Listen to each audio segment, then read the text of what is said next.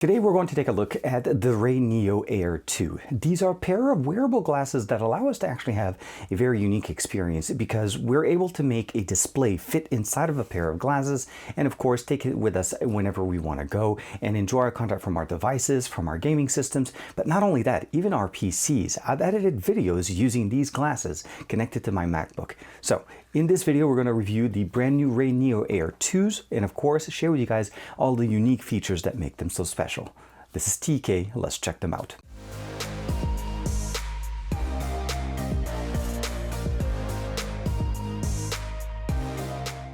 Like and subscribe and make sure you hit that bell icon so that you're always notified to whenever we have new videos on the channel. So here we have it. In front of us are the two packages that were sent to me. This is the RayNeo Air 2, and of course we have a Miracast adapter, and this is going to allow us to actually connect our iPhone directly into the system, and that's really one of the main benefits here. Not only are we able to get all the content that we want out of our, let's say, Android devices that support video out over USB-C, our Nintendo Switch or Steam Deck, or even anything that obviously supports video over USB-C. The main benefit, of course, is if we want to be able to connect to an iOS device, this is going to make it happen. So this is the inside of the box itself. Obviously, the first thing you'll notice is that their glasses are missing, and because they're sitting right here. So we'll talk about them in a second. But we do also have the instruction manuals, and of course there is a carrying case with obviously the wire that we're able to connect it. Now it's going to be using USB-C to C, and last but not least, a nice little chamois to clean our displays. And there we have it. This is literally how small the package it is. Now, this one is very nice. It's a soft material. And one thing to mention, it is a two-compartment configuration, meaning on one side, we're able to put the chamois and we're able to put the wire. And then on the other side, so that we don't risk any kind of scratching on the side, we are able to put our glasses in there. And the recommendation is to put them in so that they don't get scratched from anything on the outside. And then when you're done, grab it up, put it in. And then when you're done, pretty much that's it. You can see here, there's the name RayNeo here. These are the A2s. And of course, everything else is pretty much set to go. So using them is pretty much as straightforward as taking out the glass. In case you need to clean it, you can.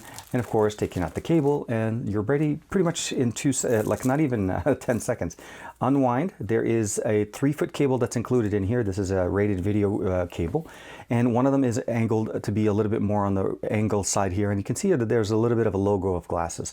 And that one connects to the ear on the right side. So once you connect this and then put the glasses on, you're pretty much set to go.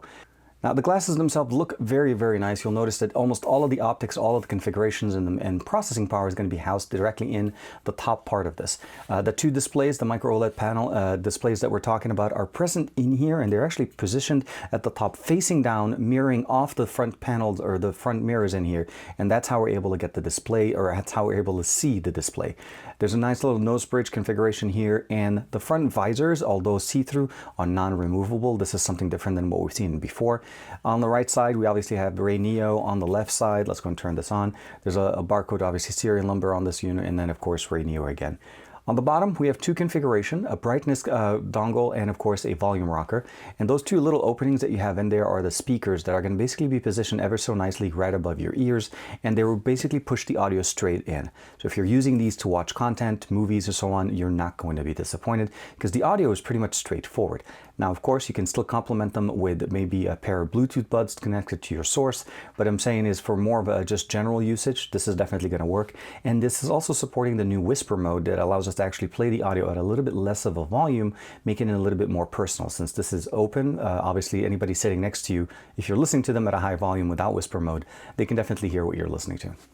Now, one of the things you probably have noticed in there that there's that proximity sensor in there. That's going to be basically the way the glasses know that you're wearing them. If you want to be able to just show somebody that the glasses are turned on, you can plug them in and put your finger over here, and the glasses will start displaying content. And if you take them off, the glasses know that they're off, and it'll shut off as a display, allowing them to cool down.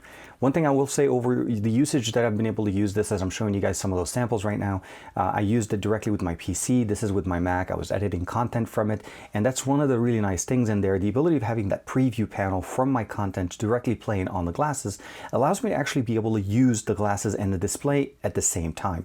The openings at the bottom here, because they're see-through and you can kind of see through how they're optioned in there when you're looking at them, you're able to actually see kind of like a little bit more of on the bottom part of the horizon in front of you, meaning I can actually kind of see my display on my Mac directly with them and see my, obviously, the big preview in front of me on the main display. Conversely, I can of course just edit the entire thing on the display, since it actually does project a much bigger video feed for us, of course, to be able to use. It has a 46-degree field of view. This is going to be really nice, and up to 600 nits for basically the brightness. Last but not least is the configuration for the 60 Hz to 120 is configurable directly, either direct on the app itself that you're able to download and use, or on the actual pair of buds themselves, on the earbuds, by pressing and holding the volume up to 2 seconds for it to switch over to the 120 Hz, and then volume down to go back to 60 Hz. Again, depending on the configuration of the source that you're using, this is definitely going to be really nice. Now, as far as weight, this is definitely a very nice, about 76 grams, and it's not going to disappoint. 600 nits as far as the brightness, micro OLEDs from Sony, 120 Hz, 60 Hz, absolutely fantastic. Let's talk a little bit about that adapter that actually we talked about at the beginning of the video. Now, this is a Miracast adapter, so it's pretty straightforward, going to allow us to connect our devices and circumvent the function that we don't have typically access to on an iPhone, which is the ability of using video out straight. So it does include a USB-C cable. There is also a shorter USB-C cable, depending if you're connecting this to your Switch. This is definitely going to help you, because this is also one of the adapters you need for a Nintendo Switch. The cable that I'm using, it is a USB-C to obviously Lightning adapter that's going to connect directly into our iPhone, and it does include a very nice little MagSafe magnet to be able to allow it to align to your device. So this piece was also included in the box, and literally all you need to do to be able to connect it to your iPhone, plug it in on the back, use it on the back like this so that it actually kind of sits ever so nicely in there, so you don't have to worry about it. Turn it on, and at that point connect the glasses to the port on the bottom so that you're able to basically get the video out. If you want to be able to charge it, of course, you can run the power cable at the top. You have the ability of setting it up on the side, turning it on, and of course it is literally as simple as that. As far as wearing the glasses and using them, one thing to mention obviously is you cannot use them with your own glasses. For me, even though I do wear glasses on a consistent basis, this was not a problem at all. There is no need for diopter configurations on here. So other than the fact that I have a brightness and a volume controller, I'm pretty much set. Putting them on, again, as you can see, they look kind of like regular glasses, but you cannot use them as regular glasses. I can see through them right now as I'm talking to you guys, but the image itself is also right in front of me. There's a reflection because there's those mirrors again. The panels themselves, the OLED panels, are actually facing downwards, connecting to a display or mirrors here that reflect the image to me directly into my eyes. So since I'm seeing through that, I'm actually seeing Goku at the bottom part of my shirt. So my vision without having anything connected, that's pretty much how it's gonna look. Otherwise, I can actually see pretty clearly on the bottom here because that's the area in the glasses that are not covered. Connecting this to your device is going to be basically depending on what you're using. Now for Android, I use the OnePlus Open and I also use the Z Fold 5. Both of these devices support video out and both are easily configurable. So download the application, and what I'm going to show you guys real quick is a quick a quick view of the UI of the application itself. It has a few functions built into it, some games, the ability of basically, launching a browser or built-in browser, and of course the ability of watching content on that. The best part, of course, is you can actually also access your local content from recorded videos, or you could just use screen mirroring mode, which allows you to basically just mirror the display that you're using. The last thing I love about this is the fact that we can actually calibrate the colors on this display, or the displays that we have, kind of like how we calibrate it on a TV. You need to go into the app, and it is within the settings before you go into the actual, I guess the environment, the app that I shared with you guys just a second ago. The biggest benefit there is that you're able to actually go in there, turn it on, calibrate the colors to the way you want them, go in there, turn on 120 Hz mode, 60 Hz mode, or even check for a firmware update, and all of that is done directly within the app as soon as you connect it to your device. The examples that I'm going to show you guys real quick right now are a few different scenarios that I was able to test this out with.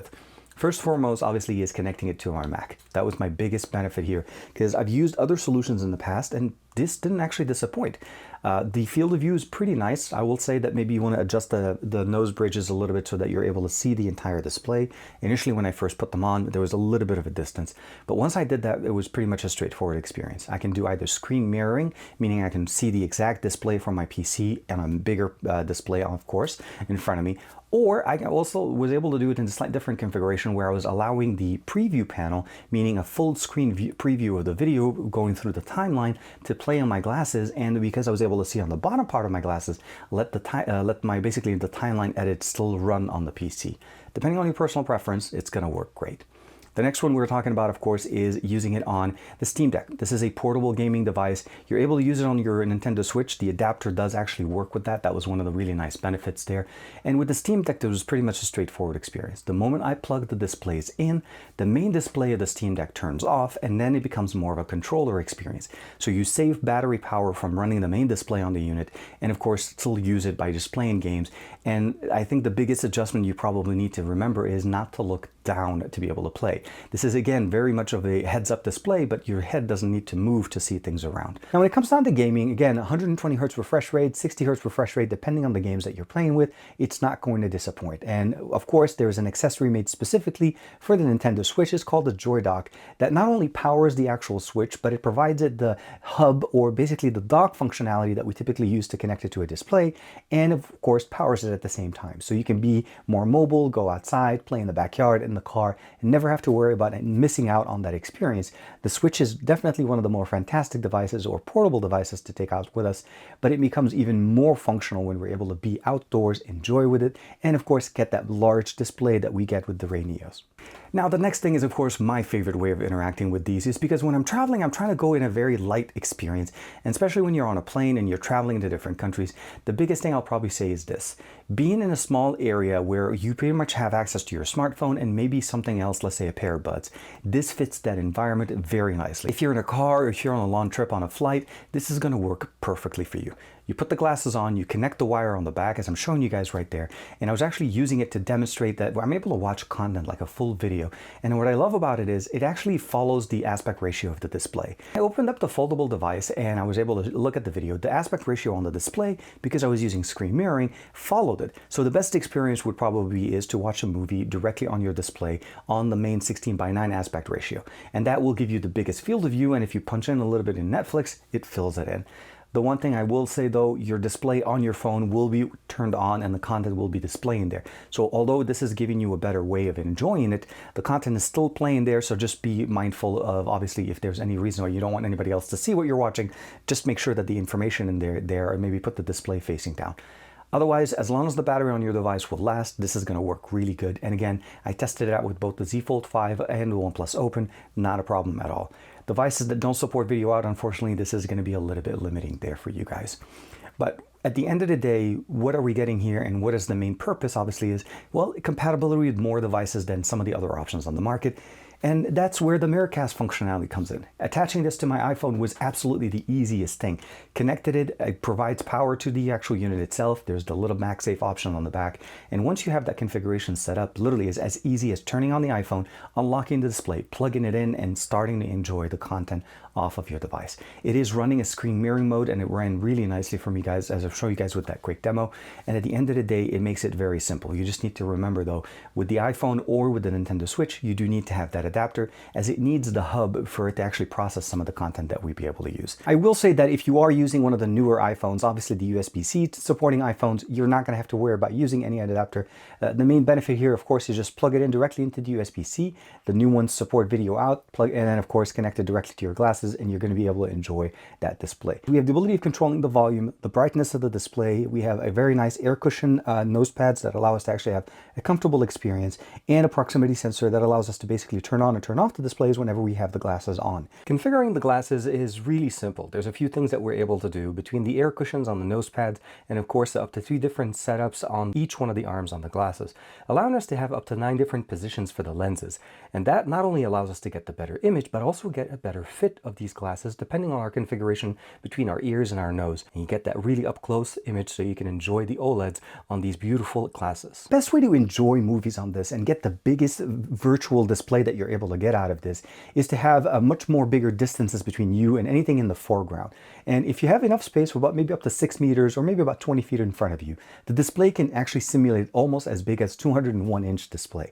And we have a low power micro OLEDs that we have in there that provide us that battery solution, that battery saving solution, but also obviously great configuration for colors. The speakers, as I mentioned to you guys, are directional. They're basically designed to push audio straight into your ears. You can turn on whisper mode. And one of the biggest benefits that we get in here is the customization level that we get with this is augmented by the app. You can go in there and calibrate the colors. You can calibrate the, obviously the refresh rate, firmware updates. Everything that we want to do is configurable directly on these things, and they're light, they're easy to use, and they're so portable that you can take them with you anywhere. As long as you have a device that supports video out, you're ready to go. But otherwise, it's a pretty much like a plug and play experience, either PC or Mac. You're not going to be disappointed. So let me know in the comments below, what do you guys think of this type of solution? The mobile display on your face, the large display, 120 Hz refresh rate, 60 Hz refresh rate as well. The ability of having an AR experience where you're able to turn on the application directly in there, launch content within the app, the ability of playing some games in there and watching some 360 videos. It's definitely enjoyable. The ecosystem is getting better from previous generations that I've seen the app. And of course, the glasses themselves really can just run by easily just plugging it in to a source with video over USB-C and just enjoy the content on a much bigger display right away. This is TK. Thank you very much for the support. Like and subscribe as usual, and I'll see you in the next one.